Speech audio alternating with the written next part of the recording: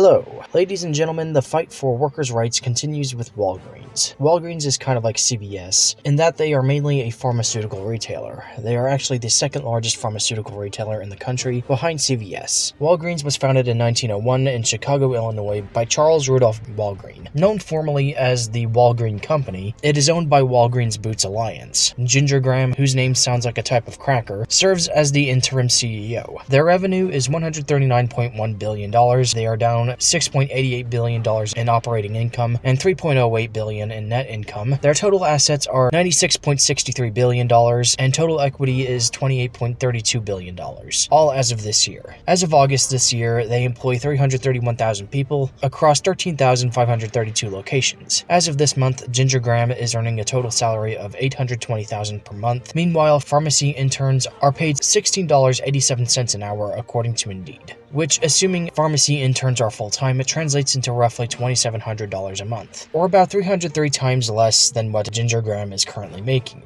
According to Walton College, she is 68 years old as of this year. Tell me, what 68-year-old woman is working 303 times as hard as a person in their 20s or 30s as a pharmacy intern? Personally, I find it odd that a woman in retirement age would want to run a multi-billion-dollar corporation, but I guess if Rupert Murdoch can run Fox News into his 90s, I guess nothing is impossible. This is assuming that any CEO or chairman of a multi-billion-dollar corporation or industry actually does any work. Not so much leaders as figureheads, if you ask me. But as we know, corporations exploit their workers in every way they can, and are always looking for new ways to rip off customers. Walgreens joins Best Buy and GameStop as a company that peddles their own high-interest credit card. Automatic write-ups are being issued for any employee that doesn't ask every single customer if they want to sign up for this credit card, much like Best Buy and GameStop are doing. Just the fact that Walgreens has their own credit card is a telltale sign that the company is dying. Either that, or they're trying desperately to one-up CVS. Walgreens is putting a high amount of pressure on their employees to get these credit card signups when there's virtually no incentive other than to keep your job and not be in trouble. Negative reinforcement, which in my opinion I don't see as a very good way to keep employment. How can anyone expect to like a job that they don't feel is secure? It's gotten to the point where it's more of a requirement to get customers to actually sign up for the credit card, and female employees are having to flirt their way to it. That's disgusting. I would personally consider that to be a form of sex trafficking.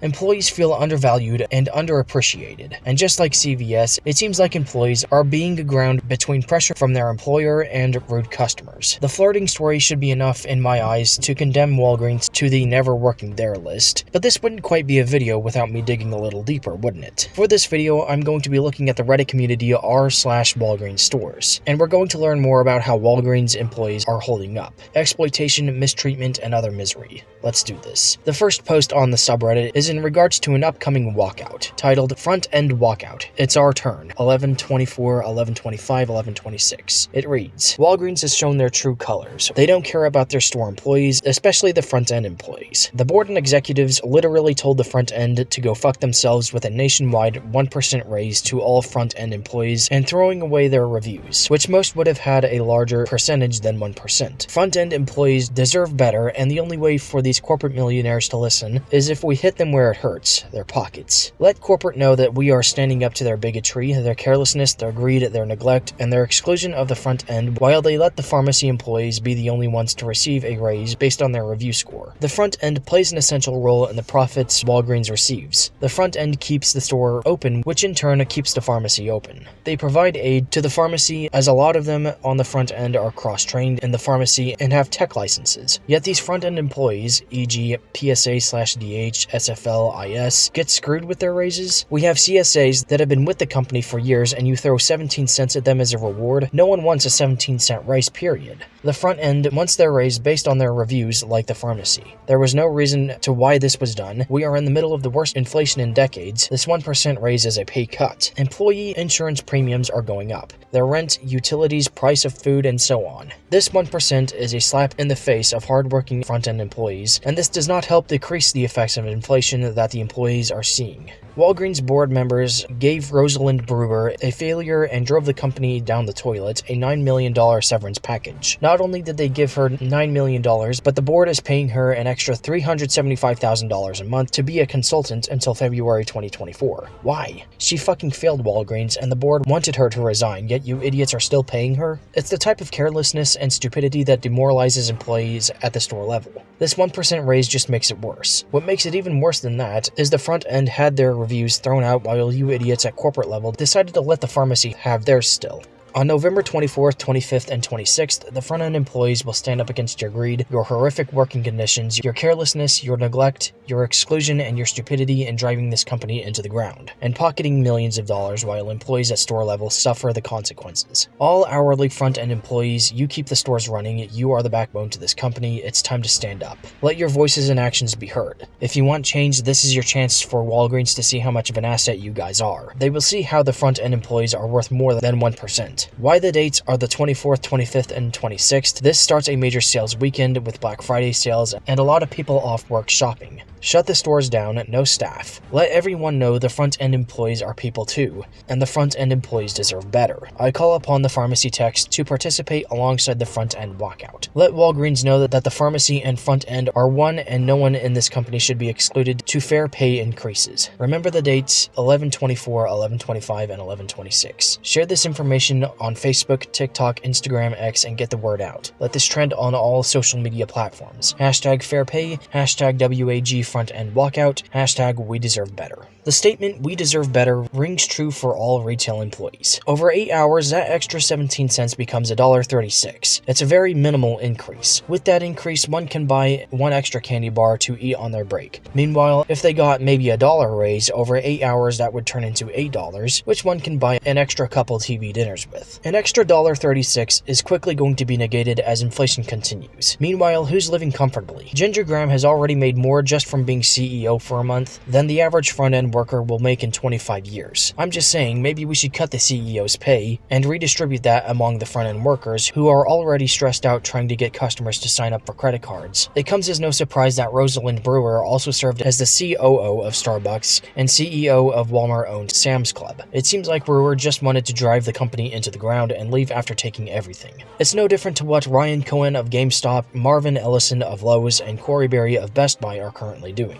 And I guarantee you Ginger Graham is going to do the exact same thing. The retail industry is rotten to the core, and Walgreens is no exception. Former CEOs do not need a $9 million severance package. How many people resign from their front-end jobs or get fired and are offered no severance? If I asked for severance after I got fired from Walmart, my supervisors would more than likely laugh right in my face. Meanwhile, if Doug McMillan or Greg Penner were asked to resign from their position at Walmart and they asked for a severance package, they would get it in a heartbeat with a pretty little bow on top. It is neither unreasonable nor entitled of common employees to ask for the same treatment, or at least for the high-ranking officials to get the exact same treatment as common employees. I support the walkouts and I hope as many people as possible participate. Spend time with your family this Thanksgiving. Get your Christmas shopping done and picket. Organize these walkouts regularly, organize unionization efforts, resign if it comes down to it. Walgreens workers and retail workers in general deserve to have their voices heard. The company exists on your watch. You are the ones bringing billions upon billions of dollars in profit to the company. You do not exist on the company's watch. The company would literally write you up for dropping dead on the job. Instead of go rest in peace front-end employees. The good folks in Deerfield don't care about those employees that work hard and overachieve. They made that very clear with their generous 1% raise. The message is clear. It's time to just show up to work and be average at best. Yes, this is the idea behind quiet quitting, which is when employees give less effort than what their boss wants them to put in.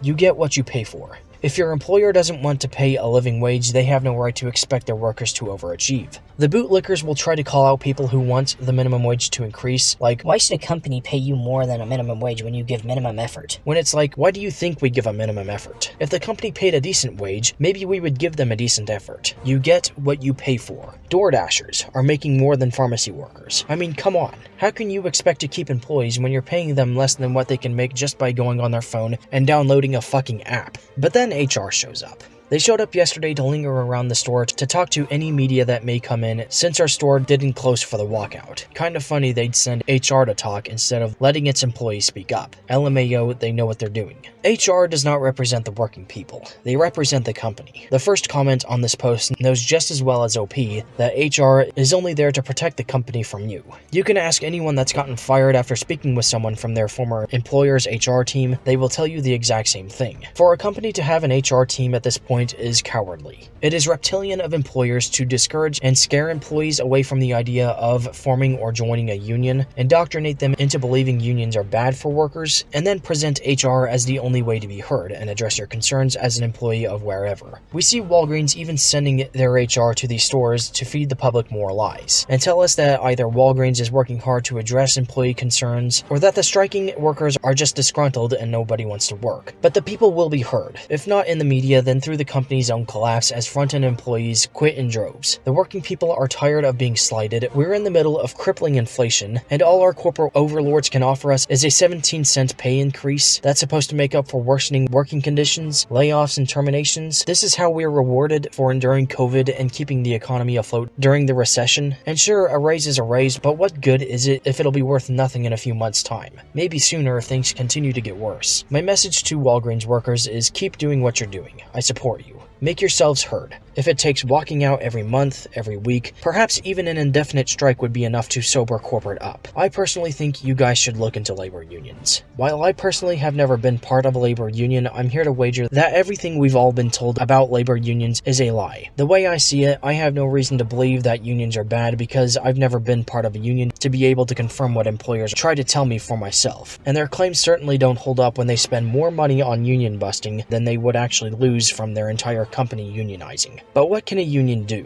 A union will give you more than just a 1% raise, and in no small amount either. On average, union workers make $191 a week more than non-union workers. A union will actually be there to protect employees from corporate bullshit, unlike HR. Unions are the voice of the working class, whereas HR is the voice of the corporation. Better benefits. This includes increased vacation time, increased sick time, increased maternity leave to begin with, injury leave and accommodation, better healthcare, better hours, better work-life balance, retirement plans, pensions, discounts, better job security. I could go on all day. A safer workplace. Hazard-free environment, adequate health and safety training, adequate PPE, adequate equipment, just to name a few. Last but not least, a voice. Places like Walmart especially will preach about how seriously they take retaliation. But when you've worked there for even just a few months, you'll quickly learn that management loves retaliation. Unions will actually filter out toxic employees and especially toxic supervisors. Workers can address their concerns without fear of retaliation or being accused of just being there to complain. When you and your workers have a concern, the union will guarantee that the issue is resolved instead of just ignore the issue like most employers do. The problem with unionizing is that Walgreens is likely going to do everything they can to stop it, and may even retaliate against anyone supporting unionization efforts. Companies are willing to spend more money on union busting than they would even lose from every location unionizing.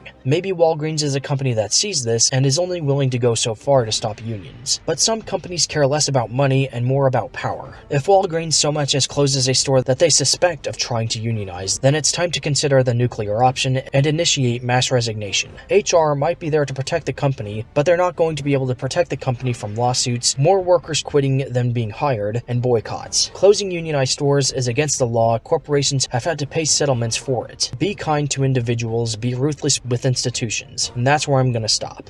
Ladies and gentlemen, if you enjoyed this video, please be sure to give it 2 thumbs up, share the video with your coworkers, leave your horror stories of working at Walgreens or elsewhere in the comments below, subscribe for more content like this, and click the bell to get notified when I upload. We recently passed 1,200 subscribers, so my thanks goes out to all of you. We are now 20% of the way to 2,000 subscribers. I'll be doing something special for that, so if you guys are excited to see what I have in mind, be sure to subscribe on your way out. Thanks for watching, and I'll be back next week for another video. Bye guys.